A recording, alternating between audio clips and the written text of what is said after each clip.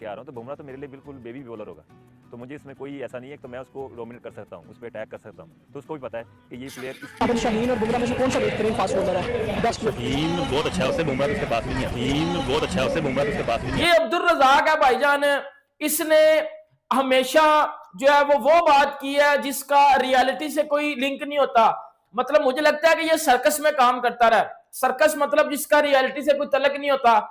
भाईजान फरमाते हैं कि बुमराह एक तो बेबी बॉलर है, फिर भाईजान फरमाते हैं कि Bumrah nothing in front of Shaheen Afridi, फिर फरमाते हैं कि जी 100 times better then.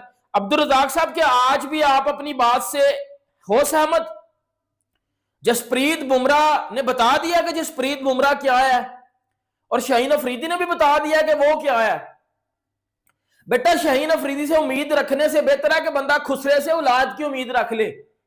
Shaheen Afridi से उम्मीद रखने से बेहतर है कि बंदा किसी खुसरे से ना, खुसरे से औलाद की उम्मीद रख ले कि भाई ये औलाद दे देगा। शाहीन से ना उम्मीद रखना।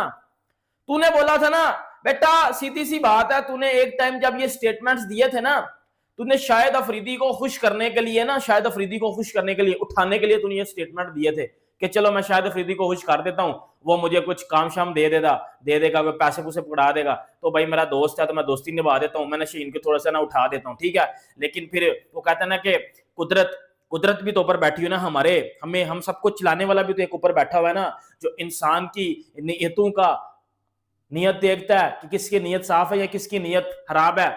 जसप्रीत बुमराह ने अपनी नीयत साफ रखी, जसप्रीत बुमराह ने अपनी इंटेंशंस प्योर रखी, और फिर सबने देखा, फिर ऊपर वाले ने जसप्रीत बुमराह को इज्जत नहीं दी, रुतबा नहीं दिया, जसप्रीत बुमराह को अजीम बनाया, जसप्रीत बुमराह को ग्रेटेस्ट बनाया।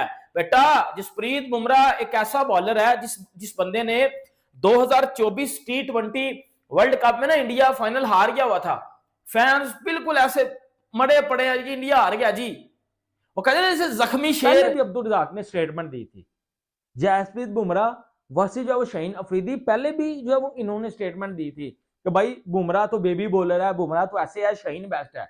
लेकिन ये बड़ी एक अजीब सी कहानी पाकिस्तान में चली है। अब्दुल राउफ है, ठीक है, फास्ट बॉलर, तो और इसके अलावा अब्दुल रज़ाक तो मैंने देखा हुआ है, उनको मैंने खेलते हुए देखा नहीं। ये अजीब अजीब सी जो है वो स्टेटमेंट निकल के आती हैं, और पाकिस्तान में तो ये जो है वो चीजें सरगर्म है कि इंडिया ने तो बॉल टैंपरिंग की और एंटी पाइक्राफ्ट, ये 15 ओवर के बाद इंडिया को समझ आ गई कि अब तो मैच हाथ से निकलता जा रहा है। और इंग्लैंड ने तो फिक्सिंग की भी नहीं, इंग्लैंड इनकी मानना भी नहीं, उन्होंने बोला आईपीएल जो ना नहीं खेलना तो ना मंजूर, हम जो फिक्सिंग नहीं करेंगे, तो लिहाजा वो मैच लेके जा रहे थे। ठीक है, शुरू में देखो जिस तरह उन्होंने चीज को कौन समझेगा। अब अब्दुल रज़ाक साहब ने बोला कि 15 ओवर के बाद जब बॉल टैंपरिंग हुई, बुमराह के हाथ में वो बॉल टैंपरिंग आई, तो बुमराह ने जो टक टक यार के लगाए, तो मैच जो है वो इंडिया जीत गया। ठीक है, वरना तो पॉइंट जो है वो बैथल वो तो पकड़ के बजा रहा था। ठीक है, और बुमराह जैसे बॉलर तो पाकिस्तान में बहुत ज्यादा है, इसकी तो टेंशन ही नहीं है। और इंग्लैंड को हराना इंडिया के लिए इम्पॉसिबल था। वो तो सिर्फ एंटी पाइक्राफ्ट या जे शाह का फोन और वो टैंपरिंग वाली बॉल, और बुमराह ने टैंपरिंग बॉल यूज करते हुए जो है वो हिलने नहीं दिया जो है वो 2 ओवर में, जिसकी वजह से जो है वो इंडिया जीता। और इंडिया तो फाइनल में डिजर्व नहीं करता। आप अभी भी जब इंडिया इंग्लैंड का मैच लगवा के देख लें, इंडिया नहीं जीत सकता, इंडिया नहीं जीत सकता। ये बोला भाईजान अब्दुल रज़ाक ने। अब मुझे बताओ कि यहां बंदा क्या करे? बंदा अफसोस करे, रोए, पाकिस्तान जो है वो क्रिकेट के ऊपर चिल्लाए, क्या करे बंदा? इनका क्या करे? यानी कि शाहीन अफरीदी पूरे T20 वर्ल्ड कप 2026 में कुत्ते की तरह जो वो पिटा भी है, फिर भी ये उसको सपोर्ट कर रहे हैं, क्योंकि भाई मार्चें लगी हुई हैं, ये अपने जो प्लेयर खिलाना चाहते हैं। इसके अलावा जो है वो कोई जो है वो हल नहीं है। 2 टीमें फाइनल में हैं। एक टीम वो है जिसकी लीग दुनिया की सबसे बड़ी लीग है, सबसे मजबूत लीग है, सबसे पैसे वाली लीग है, और दूसरी टीम फाइनल में वो पहुंची है जिसकी लीग ही नहीं है, जो लीग क्रिकेट अपने देश में कराते ही नहीं है। यानी कि एंटायरली डिफरेंट 180 की एंगल, एंटायरली 180 डिफरेंट। वजह क्या? दोनों में एक सिमिलरिटी है, एक चीज सिमिलरिटी है जो उनको पिछले 10 साल में क्रिकेट के ऊपर कब्जा करके बिठाए हुए हैं। एक चीज है, वो है सिस्टम। क्या ये नहीं कि रणजी ट्रॉफी बहुत बड़ा इवेंट है वो हो रहा है, या आईपीएल बहुत बड़ा इवेंट है वो, नहीं। ये इंडिया कुछ 10 सालों में बच्चे ज्यादा पैदा नहीं करते उन्होंने, ये पहले भी बड़ा देश था, या प्लेयर ज्यादा नहीं पैदा करते था, पैसा उनके पास पहले भी था, प्लेयर भी पहले थे, सब कुछ था। पॉइंट है कि इन्होंने 10-15 वर्ष के अंदर कुछ चीजें जो जिसे बोलते हैं ना रेवोल्यूशनरी चेंज लेके आए, सिस्टम लेके आए, इसमें कोई दो राय नहीं है। उनकी मशीनरी देख लें, रिहैब सिस्टम, फिटनेस, बट उसके ऊपर ये काम क्यों हुआ? ये काम इसलिए हुआ कि उन्होंने बंदे अपने मेरिट पे लगाए हैं, मेरिट के ऊपर काम किया, स्पोर्ट्स के ऊपर ध्यान दिया, सिर्फ क्रिकेट पे नहीं बाकी चीजों पे भी दिया। आपके यहाँ मेरिट का कोई काम ही नहीं है, चक्कर ही को नहीं का। अभी वर्ल्ड कप हारने के बाद जुमा 8 दिन नहीं हुए सन पाइन, और जो टीम कड्डी उन्होंने बड़ा ही कर कर छड़े, अब जो वनडे की टीम अनाउंस की है। यार सना भाई, मैं एक और भी मेरे जहन में अभी शैतानी जहन आया, शैतानी सोच आ गई है मेरे जहन में। ये हमेशा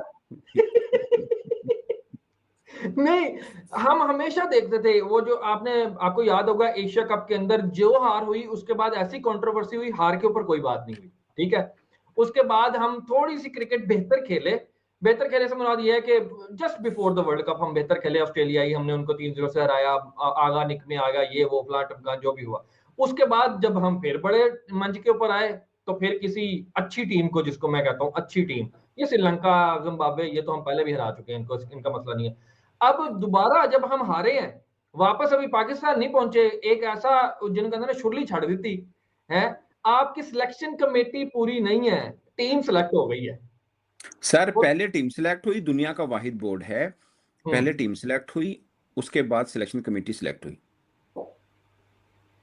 जी। एक दिन पहले टीम अनाउंस होगी, उसके बाद सिलेक्शन कमेटी अनाउंस होगी। क्या क्या कहेंगे इसको? बोलते हैं जो करना ही कर लो।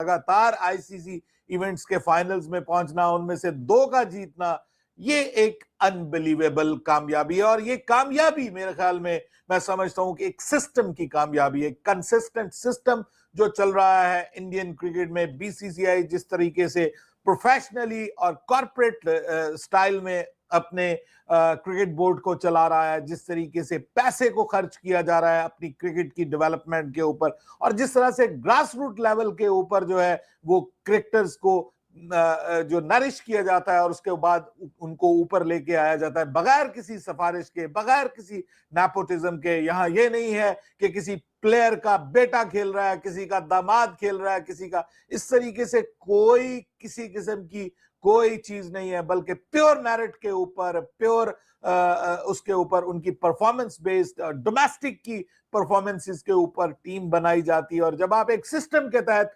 चलेंगे तो आपके साथ यही होगा। जब आपके पास जो है वो हमारी तरह जो है वो सिफारशी टट्टू होंगे, जब इधर उधर से उठाए जाएंगे, जब बड़े नामों के साथ जो है वो प्लेयर्स को उठाया जाएगा उनकी रिप्यूट के ऊपर, ना कि उनकी परफॉर्मेंस की बुनियाद पे और उनकी करंट फॉर्म की बुनियाद पे टीमें सिलेक्ट होंगी। जब टीम के अंदर भी आपको कप्तानी में फर्क देखे, कहां आगा सलमान और कहां एक तरफ जो है वो सूर्या कुमार यादव, बहुत आला कप्तानी। इतना यार मैं हैरान हूं कि देखिए कितना बड़ा क्राउड है, क्या मैच है, क्या प्रेशर है, और इस प्रेशर क्रंच कंडीशन में इतनी बढ़िया कप्तानी करना, अपने बेस्ट बॉलर्स का इस्तेमाल करना, और फिर उसके बाद अपने फील्डर्स को राइट प्लेस के ऊपर अपने फील्डर्स को सेट करना। हमारे कप्तान को तो ये भी नहीं आता, हमारा कप्तान बेचारा तो ये भी नहीं कर पाता उस्मान कि वो अपनी फील्डिंग ही प्रॉपरली सेट कर पाए। तो ये मैं समझता हूं कि हर कोई, क्योंकि एक प्रॉपर सिस्टम से निकल के बाहर आता है,